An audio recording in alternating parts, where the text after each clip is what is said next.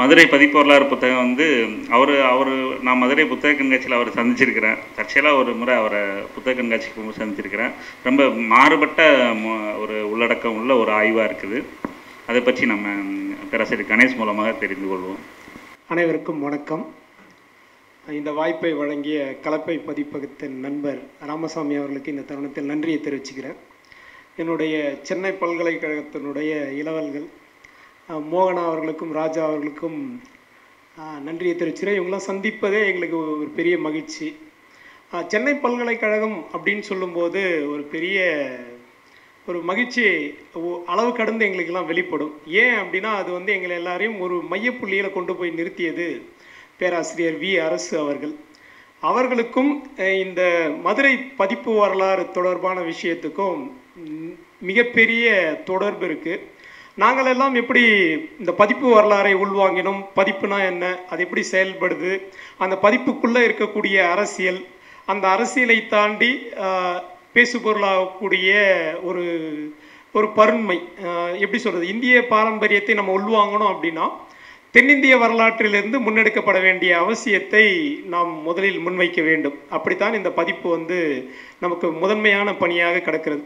இப்போ பொது சமூகத்தில் நான் தொடர்ந்து நிறைய தமிழ் பேராசிரியர்களோடு உரையாடிட்டு இருக்கோம், பேசிகிட்டு இருக்கோம். அப்போ பதிப்பு அப்படின்றது அவங்க அதை எப்படி குறுகிய கண்ணோட்டத்தில் புரிஞ்சுக்கிறாங்க அப்படின்னா அது ஒரு அச்சு சார்ந்த செயல்பாடு, ஒரு ஓலை சுவடிகளில் இருந்து அதை வந்து அச்சிட்டு வெளியில் கொண்டு வந்துடுறாங்க, அவ்வளோதான் அப்படின்றத நினைக்கிறாங்க. அது அப்படி இல்லை.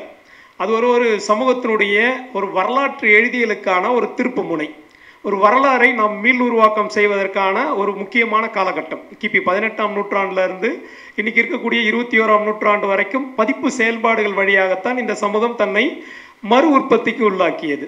இல்லைனா இந்த சமூகம் வந்து மறு உற்பத்தியை செஞ்சுருக்காது. இன்றைக்கி கல்வி நிறுவனங்கள், அது சார்ந்த புலங்கள், இன்றைக்கி பதிப்பகங்கள், நூல் வெளியீடு, இந்த நூல் சார்ந்த அச்சீடு, இப்படி பல்வேறு ஒரு பருண்மையான தளத்தில் இன்று நாம் எல்லாம் செயல்படுவதற்கு இன்று வந்து இந்த பதிப்பு வந்து ரொம்ப முக்கியமானது. குறிப்பாக அச்சு ஊடகத்தின் வருகையால் இந்த பண்பாட்டை நாம் வந்து பெற்றிருக்கிறோம் அல்லது அது கட்டமைத்திருக்கிறது. அப்படி தான் நம்ம இதை புரிஞ்சுக்கணும். இந்த மதுரை பதிப்பு வரலாறு நண்பர் ராஜா அவர்களுக்கு இந்த தருணத்தில் என்னுடைய நன்றியை பதிவு செய்கிறேன். ரொம்ப முக்கியமான ஒரு ஆய்வு பணியை அவர் மேற்கொண்டு இருக்கிறார்.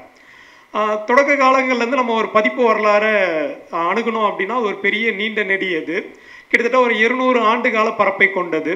1812 முதலாக நமக்கு வந்து திருக்குறள் பதிப்பிக்கப்படுது. தமிழ் நூல் அப்படின்னா நமக்கு வந்து திருக்குறள் பதிப்பிக்கப்படுது. இப்போ அந்த காலகட்டத்தில் இருந்து இன்னைக்கு வரைக்கும் பார்த்தீங்க அப்படின்னா நம்ம இந்த நூல்களை பதிப்பித்ததன் ஊடாகத்தான் நம்ம வரலாற்றை மீட்டு உருவாக்கம் பண்ணியிருக்கோம்.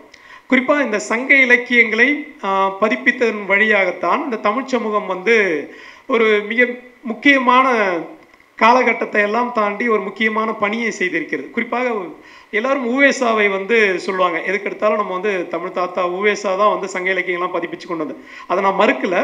ஆனால் அவர் அதை பதிப்பிக்கிறதுக்கு காரணமாக இருந்ததே வந்து சேலம் ராமசாமி முதலியார் தான்.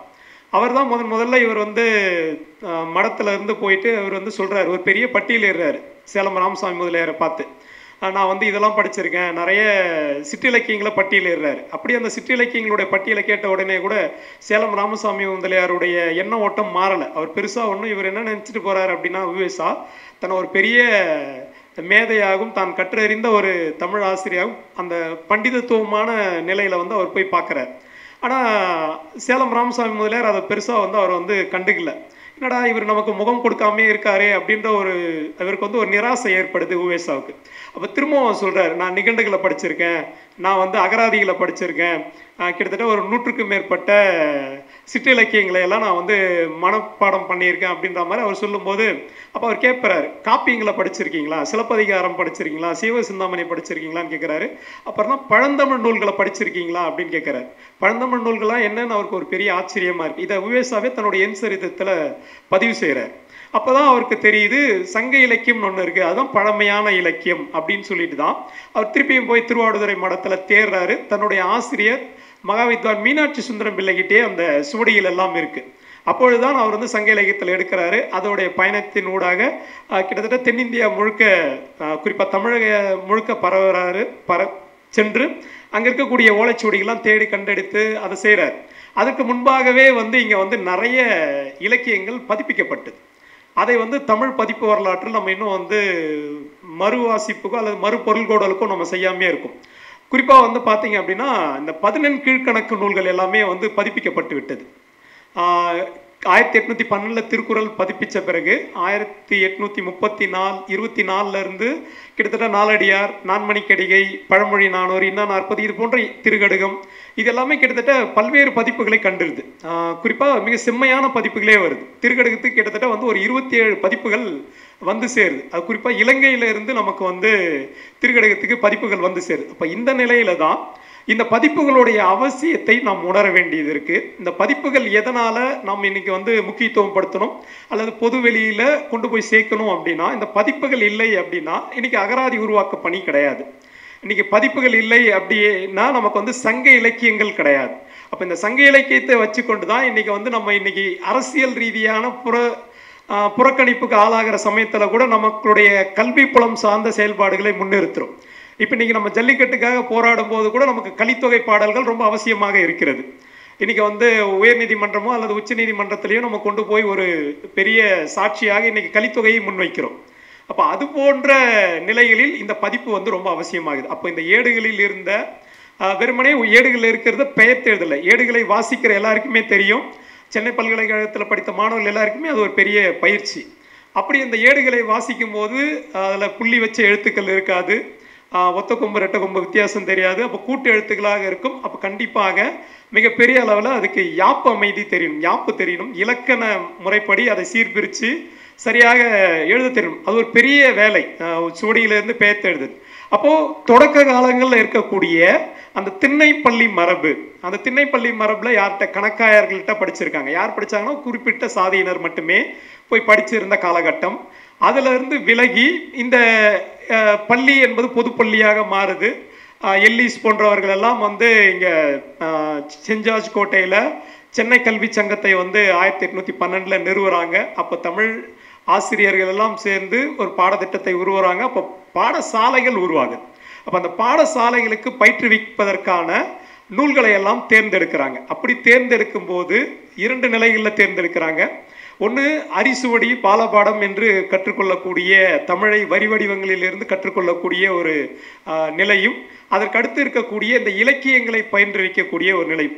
குறிப்பாக இங்கே நமக்கு வணிகத்துக்காக வந்த அல்லது சமய பரப்புகளுக்காக வந்த போர்ச்சுக்கலை சேர்ந்த பாதிரிமார்கள் தான் வந்து இதெல்லாம் முன்னெடுக்கிறாங்க. ஏன்னா அவங்களுக்கு வந்து சமயத்தை பரப்பதற்கு முதன்மையான பணி. அப்போ சமயத்தை பரப்பது, அப்போ அந்த சுதேசிய மொழிகளில் பயின்று அவர்களிடம் போய் பரப்பணும் அப்படின்னு அவங்களுக்கு வந்து ஒரு பெரிய ஆணை பிறப்பிக்கப்படுது. அதன் வழியாகத்தான் அவங்க வந்து தமிழ்நாடு முழுக்க இருக்கக்கூடிய எல்லா இடங்களுக்கும் போய் பரப்புகிறாங்க. அப்படி பரப்பதன் வழியாகத்தான் இந்த தமிழ் இலக்கியங்களை, இந்த சுவடிகளை எல்லாம் பாரம்பரியமான முறையில் வீரமாமுனிவரோ அல்லது பெர்சுவல் பாதிரியாரோ இவங்களெல்லாம் கற்றுக்கிறாங்க.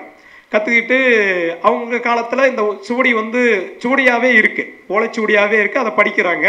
அதுக்கப்புறம் வந்து பார்த்திங்கன்னா அந்த பிரிண்டிங் மிஷின் வந்து நமக்கு வந்து 1578 தம்பிரான் வணக்கம் அப்படின்ற முதல் நூல் வந்து அச்சிடப்பட்டாலுமே கூட அதை மலபார் மொழின்னு தான் சொல்கிறாங்க. அன்னைக்கு வந்து தமிழும் மலையாளமும் சேர்ந்த மொழியை மலபார் மொழினே சொல்லிட்டு இருந்தாங்க. ஏன்னா தமிழ் தான் முதன்மையாக இருந்தது, இருந்தாலுமே கூட மலபார் மொழியாக தான் அது எல்லாமே நமக்கு வந்து சொல்லிட்டு இருந்தாங்க. அப்படியான நிலைகளில் இந்த பாதிரிமார்களால் கண்டெடுக்கப்பட்ட இந்த சுவடிகளை எல்லாம் வாசிப்புக்கு உள்ளாக்கக்கூடிய தேவை அவர்களுக்கு வருது. அதெல்லாம் படித்து கற்று தேர்ந்தக்கூடிய நிலை வருது. அப்போ அதற்காக அவங்க ஒரு பள்ளியை தொடங்குறாங்க. அந்த பள்ளி தான் வந்து சென்னை கல்வி சங்கம். அப்படி தொடங்கப்பட்ட அந்த கல்வியில தான் நமக்கு இந்த தொடக்க கால இந்த நிர்வாகத்துக்காக துண்டு அறிக்கைகளை எல்லாம் அச்சிட்டு வெளியிடுறாங்க. அப்போ அந்த துண்டு அறிக்கைகளை மட்டுமே அச்சிட்டு வெளியிட்டு இருந்த காலகட்டம், விவிலியத்தோடு சேர்ந்து திருக்குறள் கதைகளையும் கொண்டு போய் சேர்ந்துகிட்டு இருக்க காலகட்டத்தில் தான் தமிழ் நூல்களை எல்லாம் தேட வேண்டிய அவசியத்தை இங்கே இருக்கக்கூடிய தமிழ் புலமையாளர்கள் கண்டெடுக்கிறாங்க. அதில் மிக முக்கியமாக சிவை தாமோதரம் பிள்ளை, அவருக்கு கிடைத்த அந்த கல்வி பின்புலத்தில் அவர் தொடக்க காலத்திலேயே வந்து ஒரு என்ன சொல்கிறது, 2 கட்டமாக நம்ம பிரிச்சுக்கலாம் இந்த பதிப்பாசிரியர்களை. முதன்மை நிலையில் செயல்பட்டவர்கள் ஆறுமுக நாவலர், சிவைத்தா,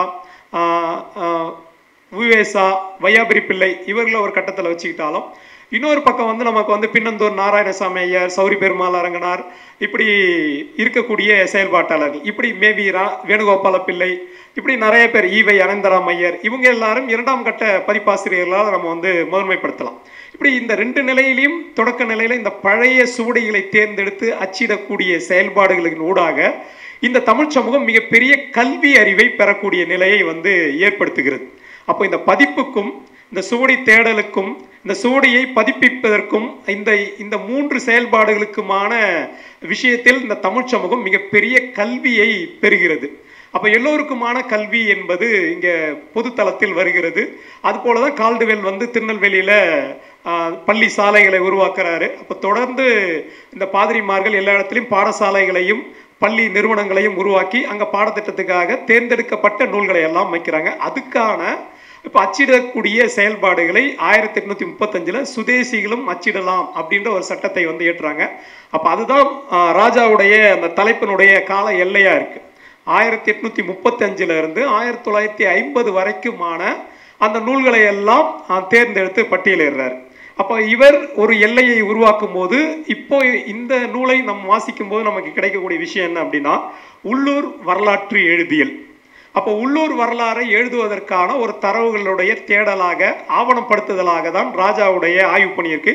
இது அவருடைய முனைவர்பட்ட ஆய்வு. இந்த முனைவர்பட்ட ஆய்வுல இருந்து தான் அவர் வந்து தன்னுடைய இந்த நூலாக்கத்தை செஞ்சிருக்கார். மிகச்சிறந்த ஒரு கட்டமைப்பை வந்து இந்த நூலுக்கு வந்து நீலம் பதிப்பகம் வந்து கொடுத்துருக்குறாங்க. மிக சிறந்த முறையில் மிக நேர்த்தியான தாளில் வந்து அச்சிட்டு இந்த நூலை வந்து கொடுத்துருக்குறாங்க. அப்போ இந்த மதுரை பதிப்பு வரலாறு அப்படின்னும் போது இந்த உள்ளூர் வரலாறு எங்கேருந்து ஆரம்பிக்குது அப்படின்னா இந்த சிற்றிலக்கியங்கள்ல இருந்து ஆரம்பிக்குது. நமக்கு வந்து இந்த அந்தாதி, கோவை, கலம்பகம், தலபுராணம் இது மாதிரியான இந்த உள்ளூர் வரலாறுகளை எழுதுறதுல ரொம்ப முக்கியமானதுல மகாவித்வான் மீனாட்சி சுந்தரம் பிள்ளை வந்து முதன்மையானவராக இருக்கார். அவர் தான் தலபுராணங்களை பாடுறார்.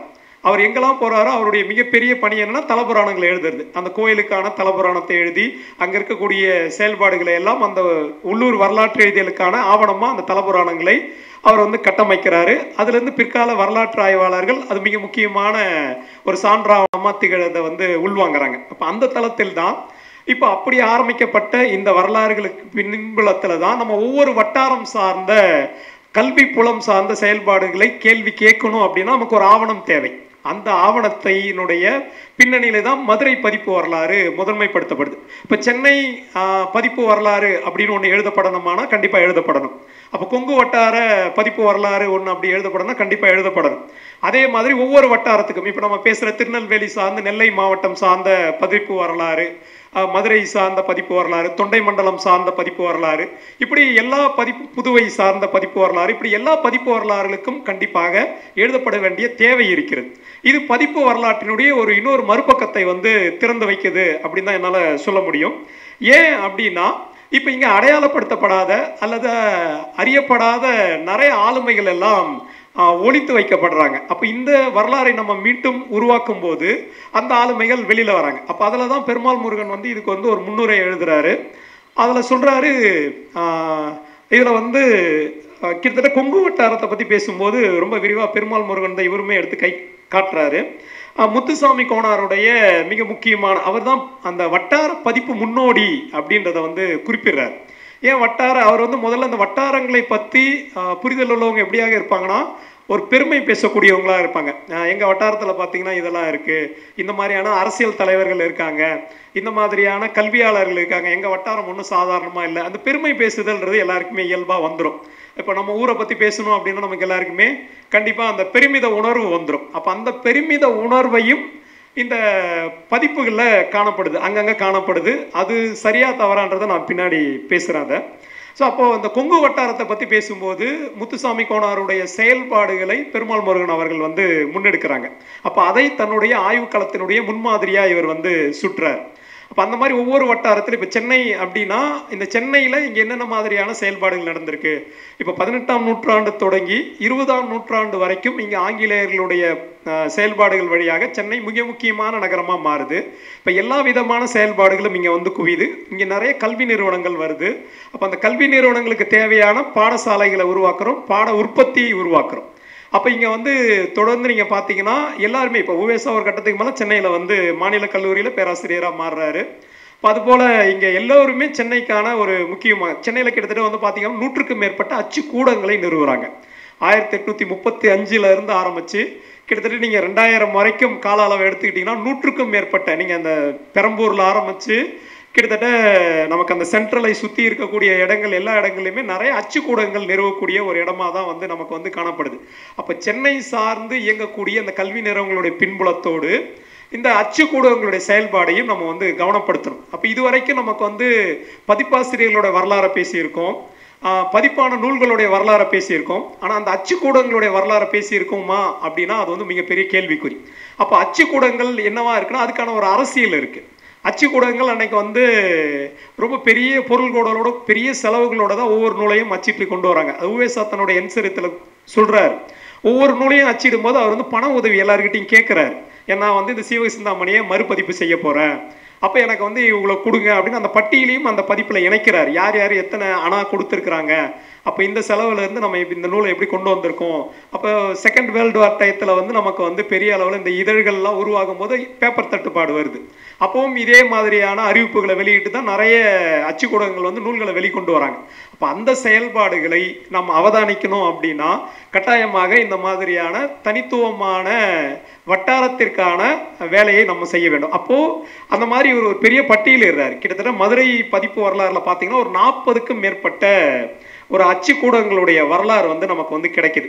அப்போ இது வரைக்கும் நம்ம வந்து கேள்விப்படாத அச்சுக்கூடங்களுடைய பெயர்லாம் வந்து அதில் இருக்குது. கிட்டத்தட்ட அவர் எப்படி பிரிச்சிருக்காரு மதுரை பதிப்பு வரலாறு அப்படின்னா, மதுரைக்கு பங்காற்றி இருக்கக்கூடிய நூல்களை வெளியிட்டு இருக்கக்கூடிய அந்த மடங்கள், மதுரை ஆதீனம், சோழவந்தான் கிண்ணி மடம், திருபுவன மடம், மதுரை பிரம்மானந்த மடம், இதனுடைய செயல்பாடுகள் தொடக்க காலங்களில் இந்த மடங்கள்லாம் எப்படி இந்த சுவடிகளை பாதுகாத்தது, இந்த சுவடிகளை பாதுகாத்து அதன் மூலியமாக பிற்காலத்தில் வந்த பதிப்பாசிரியர்களுக்கு எது பேருதவியாக இருந்தது.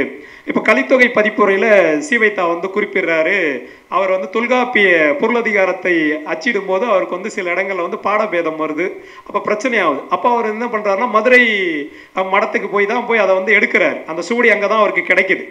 அப்போது அந்த காலத்தில் வந்து அப்போது இந்த சுவடிகளை வந்து எழுதுறதுக்கு எல்லாருக்குமே பயிற்சி இருந்ததா அப்படின்னா பயிற்சி கிடையாது. அப்போ என்ன பண்ணுறாங்க அப்படின்னா இந்த அரசு அல்லது இந்த மன்னர்கள் இவங்க முன்னிலையில் தான் வந்து இதெல்லாமே வந்து அச்சிடுறதுக்கான எழுதுவதற்கான அந்த பொருள் செலவை அவங்க தான் ஏற்றுக்கிறாங்க. அப்போ என்ன பண்ணுறாங்கன்னா ஒரு படித்தவர் சில பேர் வந்து முழு நேர ஓலை எழுதக்கூடியவராகவும் இருக்காங்க, சில பேர் வந்து இந்த அவ்வப்போது வந்து எழுதிட்டு போகிறவங்களாகவும் இருக்காங்க. அப்போ அவர்கள் எல்லாம் உட்காந்து எழுதும் போது என்ன ஆகுது அப்படின்னா அந்த சுவடிகளில் நிறைய பிரச்சனை வருது, நிறைய சொல்லாடலை வந்து தவற விட்டுடுறாங்க கேட்டு எழுதும்போது. சில இடங்களில் என்ன பண்ணுறாங்க அப்படின்னா அவங்க கொஞ்சம் அதிக கற்றறிந்தவர்களாக இருந்தாங்கன்னா அந்த சுவடியை வந்து திருத்திடுறாங்க, தனக்கேற்ற மாதிரி திருத்திடுறாங்க. அப்போ இங்கே பாடபேதம் அப்படின்றது ரொம்ப முக்கியமானது. இப்போ நீங்கள் ஒரு சொல்லை திருத்திட்டீங்க அப்படின்னா பிற்காலத்தில் வரக்கூடிய வரலாற்று ஆய்வாளர்களுக்கு என்ன ஆயிடுனா சங்க இலக்கியத்தில் வந்த சொல்லு, அப்போ அந்த சொல்லை அது 2000-3000 ஆண்டுகளுக்கு முன்னாடியே அந்த சொல்லை பயன்படுத்தியிருக்காங்க அப்படின்ற ஒரு தவறான ஒரு வரலாற்று பிழையை அந்த சொல் வந்து நிகழ்த்திடும்.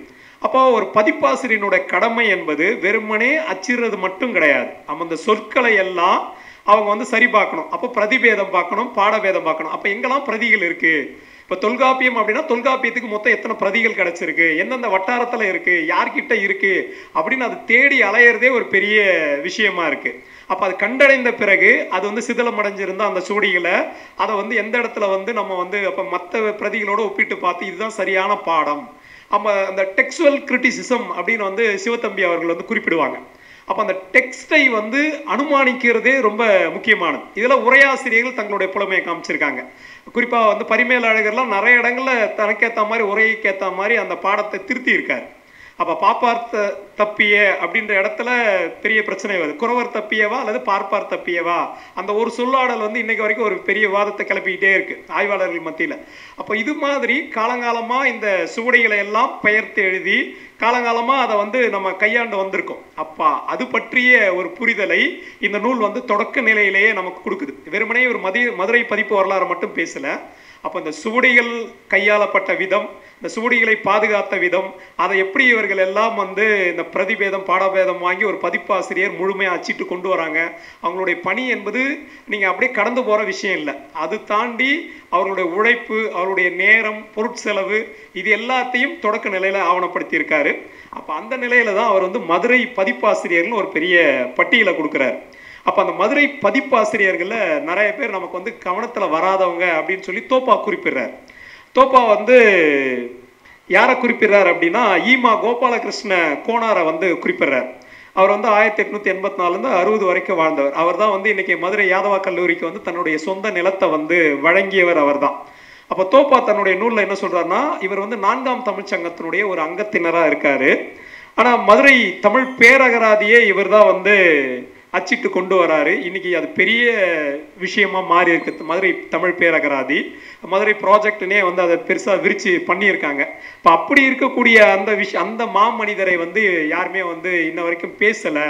அப்போ இவர் வந்து ஒரு அறியப்படாத ஆளுமையாக, மறைக்கப்பட்ட ஆளுமையாக இருக்காங்க. இந்த மாதிரி நிறைய பதிப்பாசிரியர்களை ராஜா வந்து கண்டடைந்திருக்கார். தன்னுடைய நூல்களில் தேடி தேடி ஒரு பதிப்பகங்களுடைய பட்டியல் கிட்டத்தட்ட ஒரு 40-50 பதிப்பகங்களுடைய பட்டியல், ஒரு 20-30 பதிப்பாசிரியர்களுடைய பட்டியல், இந்த சைவ மடங்களுடைய பணி இந்த ஓலைச்சுவடியை பாதுகாத்து வச்சிருந்தது.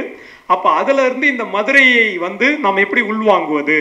இன்னைக்கு மதுரை வந்து ஒரு மிக முக்கியமான நகரம். நம்மளுடைய அகழ்வாராய்ச்சினூடாக கீழடி இன்னைக்கு வந்து அங்கே தான் கிடச்சிருக்கு. அப்போ நம்ம சங்க இலக்கிய காலத்துல இருந்து, மாங்குடி மருதனார் காலத்துல இருந்து, மதுரை உப்பிரிக்குடி கீழார் காலத்துல இருந்து மதுரை வந்து நமக்கு வந்து எப்பொழுதுமே ஒரு மிக முக்கியமான நகரம். அப்போ அந்த மதுரையினுடைய வளர்ச்சியில இருந்து தான் நம்ம வந்து தமிழக வரலாற்றை எழுதணும் அப்படின்னு சொல்லி இன்னைக்கு நம்மளுடைய எல்லா தளத்திலும் அரசியல் தளத்தில் பேசு பொருளாகுது இன்னைக்கு வந்து. அப்போ அந்த மதுரையில் இப்படியான ஒரு செயல்பாடுகள், ஒரு கல்வி புலம் சார்ந்து பதிப்பு சார்ந்து இருக்கக்கூடிய விஷயங்களை இவர் ஆவணப்படுத்தியிருக்கார். அந்த ஆவணம் உள்ளூர் வரலாற்று எழுதியலுக்கான ஆவணம். அப்போ ஒவ்வொரு உள்ளூர் வரலாற்றை நாம் மீட்டுருவாக்கம் செய்யும் போதெல்லாம் இந்த நூல் முதன்மையான நூலாக நமக்கு வந்து கையளிக்கப்பட்டு இருக்கு. அப்போ இன்னைக்கு வந்து ஒவ்வொரு வட்டாரத்தும் சார்ந்த நீங்க இப்போ அதுக்கு வலு சேர்க்கிற மாதிரி தான் இன்னைக்கு அங்கே என்ன கிடைச்சிருக்கு அப்படின்னா, அவர் வெறுமனே மதுரை சார்ந்த இந்த சைவ மடங்களுடைய பணியையோ இல்லை பதிப்பாசிரியர்களுடைய பணியையோ அல்லது அங்கே இருக்கக்கூடிய தனி நபர்கள் சார்ந்த நிறுவனங்களுடைய பணியை மட்டும் அவர் ஆவணப்படுத்தலை. அவர் இன்னொரு படி மேலே போய் அங்கே இருக்க சமூக பின்புலத்தோடு இந்த பதிப்புகளை வந்து அணுகிறார். குறிப்பாக அங்கே இருக்கக்கூடிய கோணார்களுடைய பணி, இந்த கோணார் நோட்ஸ் எப்படி உருவாச்சுன்ற வரலாறு சுவாரஸ்யமாக எழுதியிருக்காரு. அப்போ அந்த கோணார் நோட்ஸ் உருவானதனுடைய பின்னணியில் இப்போ நெல்லையிலேருந்து மைக்ரேட் ஆகி ஒரு ஆயிரக்கணக்கான யாதவர்கள் வந்து அங்கே வந்து குடியேறுறாங்க மதுரையில். அப்போ குடியேறினது மூலயமா அவங்க வந்து நிறைய இந்த கடைகளில் வணிகங்களில் தங்களை வந்து ஈடுபடுத்திக்கிறாங்க. அப்படி ஈடுபடுத்தியதில் ரொம்ப ஒரு மிக முக்கிய பணியாக என்ன இருக்குன்னா, இந்த புத்தகங்களை விற்பனை செய்கிறது. இந்த புத்தக விற்பனையோடு சேர்ந்து என்ன ஆகுது அப்படின்னா, விற்பனையாளர்களாக மட்டும் இல்லை, பதிப்பாசிரியராக மாறுறாங்க. அப்போ பதிப்பாசிரியராக மாறும்போது அவங்க பள்ளி பாடத்திட்டங்களை அச்சிட்டு வழங்குறாங்க. அப்படிதான் இந்த கோணார் உரை அப்படின்றது வந்து உருவாகுது. அப்போ அந்த கோணார் உரை சார்ந்த ஒரு சமூக வரலாற்று பின்புலத்தோடையும் அந்த பதிப்பை வந்து அணுகிறார். வெறும் கோணார்களை மட்டும் முதன்மைப்படுத்தி இந்த நூலில் இருக்குது அப்படின்னா கிடையாது. அங்கே இருக்கக்கூடிய இஸ்லாமியர்களுடைய பணியையும் பட்டியலிடுறார். அப்போ மதுரையில் இருக்கக்கூடிய இஸ்லாமியர்களாக கிட்டத்தட்ட அவங்க வந்து ஒரு எவ்வளோ நூல்களை பதிப்பிச்சிருக்காங்க. இதில் ரொம்ப சுவாரஸ்யமான விஷயம்னா, இஸ்லாமியர்கள் வெறும் இஸ்லாம் சார்ந்த நூல்களை மட்டும் பதிப்பிக்கல. அவங்க வந்து அங்கே இருக்கக்கூடிய அந்தாதிகள், இந்த மாதிரி சிற்றிலக்கியங்களை சார்ந்த அங்கே இருக்கக்கூடிய அந்த சிறு தெய்வங்கள் சார்ந்த அம்மானை, கும்மி, அந்த மாதிரியான பாடல்களையும் வந்து அவங்க வந்து அச்சிட்டு வழங்கியிருக்காங்க. அப்போ அதில் இவங்களுக்கு வந்து அந்த நம்ம இஸ்லாமியருடைய தமிழ் பங்களிப்பு அப்படின்னு ஒரு கடந்து போகும்போது என்ன பண்ணோம்னா, ஒரு சீராபுராணம் 2-3 நூல்களை மட்டும் சொல்லிட்டு, தாயம்மானவருடைய வழி வந்தார், உமரப்புலவர் அப்படின்னு சொல்லிட்டு மொத்தம் ஒரு 2-3 பேரை மட்டும் நம்ம வந்து குணங்குடி மஸ்தான் சாஹிப்பு இப்படி தான் நம்ம பேசிகிட்டே இருக்கோம். ஆனால் இந்த நூலில் கிட்டத்தட்ட ஒரு சாப்டரே ஃபுல்லாக வந்து அவர் வச்சிருக்காரு இஸ்லாமியர்களுடைய பதிப்பு பணி. அப்போ மதுரை நகரத்தில் இருக்கக்கூடிய இஸ்லாமியர்கள் எப்படிலாம் இந்த பதிப்பில் ஈடுபட்டு இருக்காங்கன்ற விஷயத்தை, அதோடு மட்டும் இல்லாமல் அந்த பதிப்புகளுக்காக அவங்களுடைய இன்னைக்கு வந்து மத ரீதியாக நம்ம எப்படி துண்டாடப்படுறோன்றதுக்கான எதிர்வினையை இந்த நூலில் வந்து அவர் பதிவு பண்ணியிருக்காரு இந்த பதிப்பு வழியாக. அப்போ அங்கே இருக்கக்கூடிய எல்லா சமூகத்தினரும் சேர்ந்து இந்த இஸ்லாமியர்களோடு இணைந்து இந்த பதிப்புகளை தொடர்ந்து கொண்டு வந்திருக்காங்க அப்படின்ற ஒரு செய்தியும் கொடுக்குறாரு. அது மட்டும் இல்லாமல் கிட்டத்தட்ட ஒரு பெரிய ஒரு பட்டியல் வந்து பார்த்தீங்க அப்படின்னா, கிட்டத்தட்ட இந்த ப்ரெஸ், நான் சொன்னல ஏற்கனவே சொன்ன மாதிரி இந்த 40க்கும் மேற்பட்ட அச்சுக்கூடங்கள் அதில் பட்டியலிட்டுறார். அதில் ரொம்ப முக்கியமானதாக அவர் குறிப்பிடுறது என்னன்னா, மதுரை 4ஆம் தமிழ்ச்சங்கம் நம்ம எல்லாம் தெரிஞ்சது, பாண்டித்துறை தேவரால் 1901 ஆரம்பிக்கப்பட்டது. வெறுமனே அது வந்து கல்வி நிறுவனமாக பரிணமிச்சுது.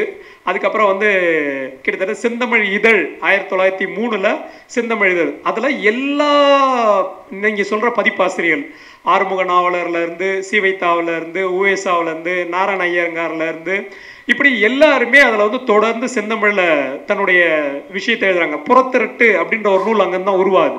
அப்போ செந்தமிழில் தொடர்ந்து இவங்க கட்டுரையாக எழுதுறாங்க. பழமொழி 400 செந்தமிழில் தான் தொடர்ந்து வருது.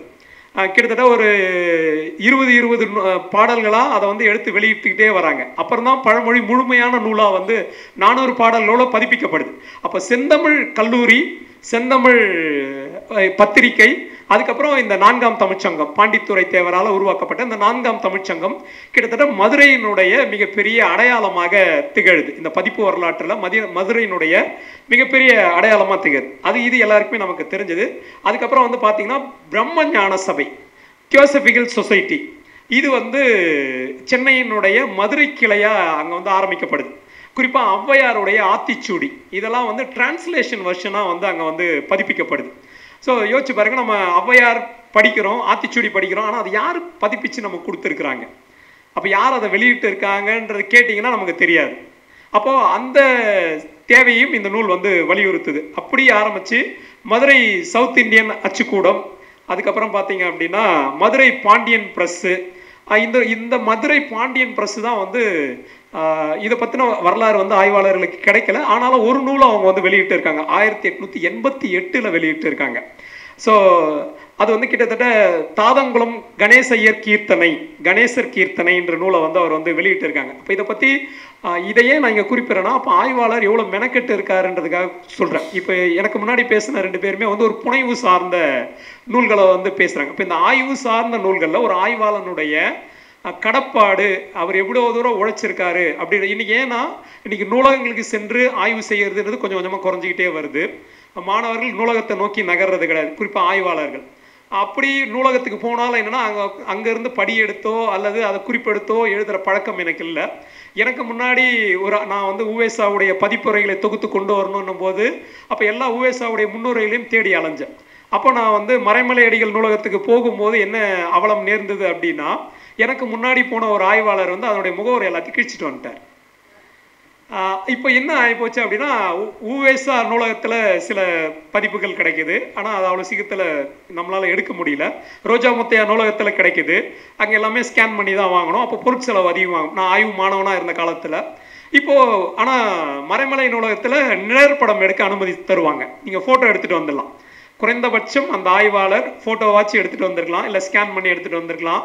ஆனால் அவர் என்ன பண்ணிட்டாருன்னா, அங்கேருந்து அவர் தொகுப்பை கொண்டு வந்திருக்கார். அந்த ஆய்வாளர் வந்து அந்த எல்லா முன்னுரையும் தொகுத்து ஒரு தொகுப்பை கொண்டு வந்திருக்கார்.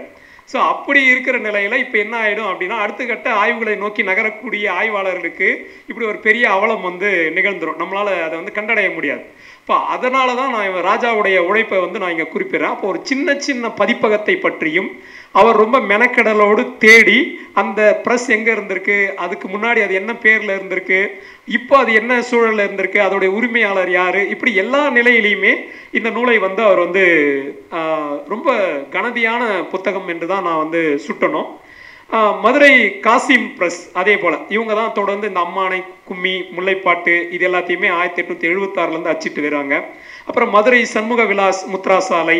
இப்போ இப்படி தொடர்ந்து இந்த நூலை நீங்கள் வந்து வாசித்து முடிக்கும் போது என்னவா நமக்கு வந்திருக்குன்னா, ஒரு பதிப்பு வரலாற்று எழுதியலுடைய மறுபக்கத்தை இந்த நூல் வந்து மறுபொருள் கோடலுக்கு முன்வைக்குது. அப்போ நம்ம தொடக்கத்தில் இருந்து ஆரம்பித்து ஒரு வரலாற்று எழுதியலை ஒரு பதிப்பின் வழியாக எப்படி அணுகுவது, ஒரு இலக்கியத்தின் வழியாக நம்ம இலக்கிய வரலாறுகள் எழுதப்பட்டு இருக்கு. அப்போ ஒரு பதிப்பாசிரியர் வழியாக, ஒரு அச்சுக்கூடங்கள் வழியாக, அந்த பதிப்பின் வழியாகத்தான் தமிழ் சமூகம் தன்னை வந்து புதுப்பித்து கொண்டது. தமிழ் சமூகம் ஒரு பொது வெளியில இன்னைக்கு வந்து ஒரு ஆரோக்கியமான கல்வி கற்ற சமூகமாக இன்னைக்கு நம்ம நிலைநிறுத்திருக்கு. இது சார்ந்துதான் நிறைய துறைகள் உருவாக்கப்பட்டிருக்கு. அப்படி இந்த நிலையிலிருந்து நம்ம பதிப்பை பொது வெளியில் பேசுபொருளாக்க வேண்டும் என்ற ஒரு கவன ஈர்ப்பை இந்த நூல் வந்து கோருது. அதே சமயத்தில் இந்த நூலுடைய மிக முக்கியமான பணி என்பது இந்த வட்டாரம் சார்ந்த வழக்காறுகளை இந்த பதிப்பாசிரியர்களோட கவனத்தில் வச்சு அணுகியிருக்கா அப்படின்ற ஒரு கேள்வி நமக்கு வருது. ஆனால் பொதுத்தளத்தில் இயங்கிய பதிப்பாசிரியர்களையும் வட்டார பின்புலத்தில் அடைச்சிட முடியுமா? இப்போ உவேசா வந்து கும்பகோணத்தை சார்ந்தவர், அப்போ தஞ்சை வட்டாரத்தினுடைய பதிப்பாசிரியர் அவர் அப்படின்னு நம்ம சுருக்கி உவேசாவை புரிஞ்சிக்க முடியுமா? அதே போல் இலங்கை சார்ந்த பதிப்பாசிரியர்களை எல்லாம் நம்ம எப்படி கவனப்படுத்து, அங்கே மட்டக்களப்பு, அதுக்கப்புறம் கண்டி, இப்படி யாழ்ப்பாணம், இப்படி பல்வேறு நிலைகளில் அங்கேயும் வட்டாரம் சார்ந்த நபர்கள். இப்போ சுன்னாகம் குமாரசுவாமி முதலியாரை பற்றி இதில் பேசுகிறாங்க. அப்போ அவர் எந்த வட்டாரத்தை சார்ந்து, அப்போ அவரை பொதுமைப்படுத்திட முடியுமா? இப்போ சீவைத்தாவுக்கு அந்த நிலைமை வருது. இப்போ அவரை நம்ம ஒரு வட்டார பின்னணியில் வச்சு சுருக்கி புரிஞ்சு கொள்ள முடியுமா அப்படின்னா இது ஒரு பெரிய கேள்வியாக தான் எனக்கு நிற்குது. இது என்னவான பிரச்சனைகளை ஏற்படுத்தும் அப்படின்னா, ஒரு பிற்போக்குவாதம் பேசக்கூடிய அல்லது சாதியவாதம் பேசக்கூடிய ஒரு நபர் கையில் இந்த ஆவணம் கிடைக்கும் போது எப்படி இந்திய போராட்ட வீரர்களை நம்ம சாதிய பின்னணிக்குள்ளே அடைக்க முற்பட்டமோ அதே நிலையையும் கொண்டு போய் சேர்த்துருமோன்ற ஒரு அச்சமும் எனக்கு இங்கே எழுது. இப்போ நீங்கள் கப்பலோட்டிய தமிழன் வஉசியை ஒரு குறிப்பிட்ட சமூகத்தினருக்குள்ளே நம்ம அடைச்சிட்டு இன்னைக்கு வஉசி பற்றி பொதுவெளிகளில் பேசுறதுன்றது குறைஞ்சிராச்சு. இப்போ ரங்கையா முருகன் போன்றவர்கள் தான் அதை மீண்டும் கொண்டு வந்து இப்போ சலபதி அந்த நூலை வெளியிட்டு அப்போ தொடர்ந்து இன்னைக்கு ஒரு பெரிய கவன ஈர்ப்பை வஉசி மேலே நம்ம ஏற்படுத்தணும். அப்போ இதுக்கு முன்னாடி வஉசியை நம்ம எப்படி புரிஞ்சுக்கிட்டோம் அப்படின்ற ஒரு பெரிய பிரச்சனை இருக்குது. அப்போ மீண்டும் இந்த வட்டார பதிப்புகளை நாம் முன்வைக்கும் போது, வட்டார பதிப்பாசிரியர்களாக அடையாளப்படுத்தும் போது ஒரு முதல் நிலையில் இருக்கக்கூடிய பதிப்பாசிரியர்களுக்கும் இது பொருந்துமா அப்படின்ற ஒரு கேள்வி இருக்குது. அப்படி வட்டார வரலாற்றை எழுதும்போது நம்ம கண்டிப்பாக அவர்கள் தேவைப்படுவார்கள். ஆனால் இந்த மாதிரியான தொடர்ந்து இப்போ ஒரு சாதிய பெருமிதம் பேசுகிறவங்க இப்போ கோனார் சமூகத்தை மட்டும் எடுத்துகிட்டு தனியாக பேசுனா அது என்னவா மாறிடும். அப்போ இஸ்லாம் சமூகத்தை சேர்ந்தவர்கள் அதை தனியாக எடுத்துக்கிட்டு வச்சுக்கிட்டு எல்லாத்தையும் விளக்கிட்டு இந்த வரலாறை விட்டுட்டு துண்டாடி அங்கங்கே துண்டு துண்டாக எடுத்து இது என்னுடைய சமூகத்துக்கான விஷயமா இதை கொண்டு போனால் என்னவா மாறும் அப்படின்னா, இப்போ இதுக்காக உழைத்த கார்மேக கோனார் போன்றவர்கள்லாம் உழைத்த, இப்போ தோப்பா மாதிரியான ஆட்கள் உழைத்த அந்த உழைப்பு ஒரு குறுகிய வட்டத்துக்குள்ள அடைச்சிடக்கூடிய நிலை ஏற்பட்டுருமோ அப்படின்ற ஒரு அச்சமும் எனக்கு ஏற்படுது. இதை பொதுவெளியில் நம்ம கலந்துரையாடலுக்கு கொண்டு போகணும். தொடர்ந்து இதை நம்ம விவாதிக்கத்தின் மூலமாகத்தான் இந்த ஆய்வை நம்ம எவ்வளோ தூரம் மதிப்பீடு செய்ய முடியும் அப்படின்றதோடு நான் இந்த கேள்வியை இந்த பொது தளத்தில் முன் வச்சு எனக்கு வாய்ப்பளித்த அனைவருக்கும் நன்றி கூறி விடைபெறுகிறேன். நன்றி.